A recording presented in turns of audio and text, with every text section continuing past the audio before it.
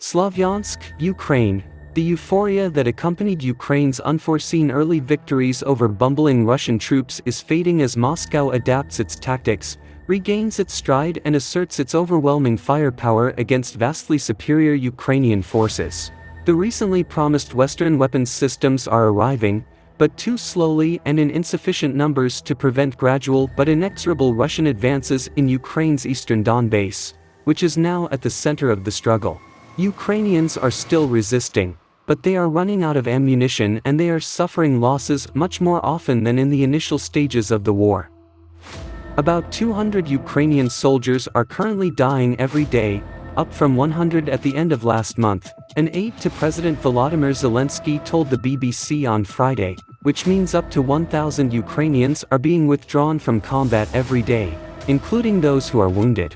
The Russians are still making mistakes and losing people and equipment, albeit at a slower rate than in the first months of the conflict. One sign that they are suffering from a lack of equipment is that they have been seen on videos posted on social media pulling hundreds of mothballed Soviet-era T-62 tanks out of storage for shipment to Ukraine. But the general trajectory of the war has unmistakably shifted from one of Russia's unexpectedly grim failures and tilted in favor of Russia as a clearly stronger force.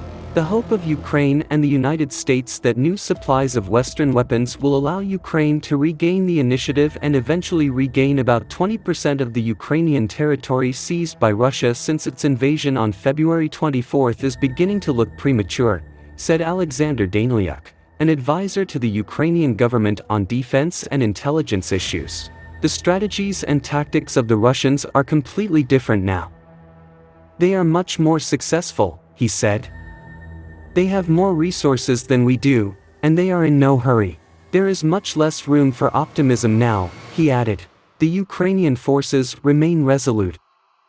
In a cafe in the frontline town of Slavyansk, two Ukrainian soldiers at the exit of the trenches nearby told how they were forced to retreat from the town of Dovzhenk, northwest of Slavyansk, under withering Russian artillery fire.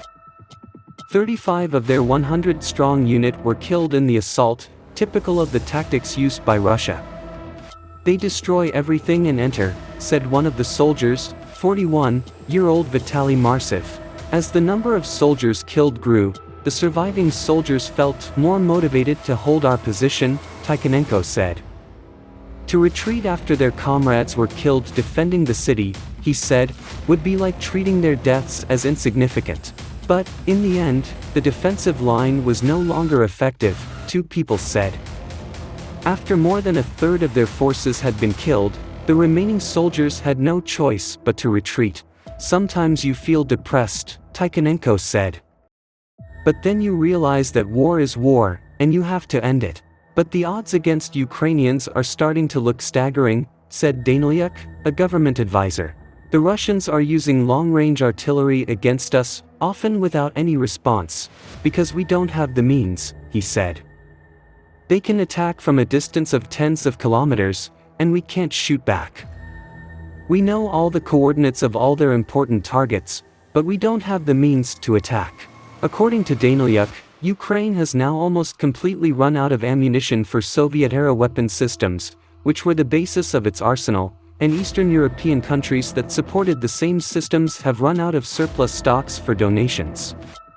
According to him, Ukraine urgently needs to switch to longer-range and more complex Western systems, but they have been committed only recently, and in insufficient quantities to match the huge firepower of Russia.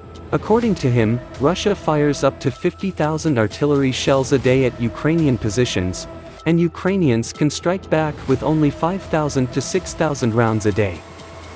The United States has pledged to deliver 220,000 rounds of ammunition, enough to match Russian firepower within about 4 days.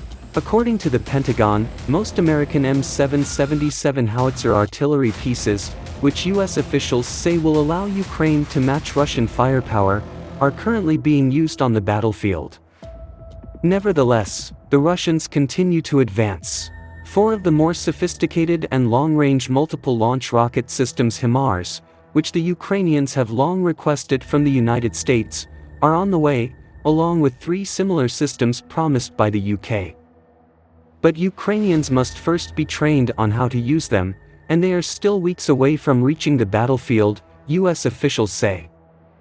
The Pentagon hinted that after the Ukrainians demonstrate that they can be used, more systems will become available. Russians started the war with about 900 of their own similar systems, and although the Ukrainians claim they destroyed hundreds, the Russians still have hundreds left, Danylyuk said. Meanwhile, the Russians adapted their tactics in such a way that allowed them to make full use of their firepower, staying at a distance from the Ukrainian positions, mercilessly striking them, and then seizing territory as soon as the Ukrainians were forced to retreat. The Russians are also better at pooling their weapons, using close air support and deploying dismounted infantry, said Rob Lee, a former U.S. Marine now at the Institute for Foreign Policy Studies. Russian officials say they are moving more slowly than during the initial invasion to avoid civilian casualties. Instead, however, this tactic helps reduce casualties among Russians while inflicting heavy casualties on civilians who live in towns and villages under attack, analysts say.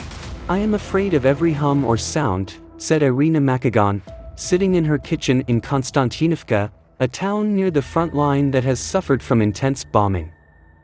She was sitting in her kitchen earlier this week when a boom and a whistle announced an incoming shell that crashed into the house next door, killing a young man. The labor force is less of a problem for Ukrainians than the lack of ammunition and equipment, said Danylyuk, who estimated the number of men who signed up for a potential fight at 6 million. But Ukraine does not have the equipment, including protective gear and guns, as well as artillery systems to field all willing volunteers. We will send them to their deaths without equipment, he said. The Russians are also facing a shortage of manpower after the heavy losses they suffered in the early days of the war. Western officials estimate the number of Russian deaths at 15,000 to 20,000, with up to a third of the initial invasion force rendered unfit for combat due to injuries, capture and loss of equipment after the disasters of the first 2 months. But Russia has regained its strength to a greater extent than many military analysts expected, bolstering its depleted army by as many as 40,000 to 50,000 men in the past 2 months, increasing the age of reserve forces, deploying new forces and rebuilding units that were destroyed, Danylyuk said. At the moment, the Donetsk River stands in the way of significant new Russian achievements. Western officials say they expect Russian troops to soon secure full control of the city of Severodonetsk, and then probably turn their attention to the city of Lysychansk, on the opposite bank of the river, which will put them under full control of the Luhansk region. After that, it can be expected that they will target a larger area of Donetsk, which Russia has partially controlled since 2014.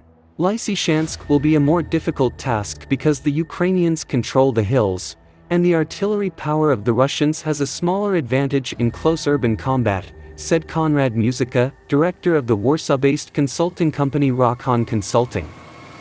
According to him, it may be difficult for Russia to maintain its recent achievements much more, given the losses it has suffered so far. But if the Russians manage to break through the river, they can start moving forward quickly, he said. Ukrainians are resting on the defense of the Donetsk River.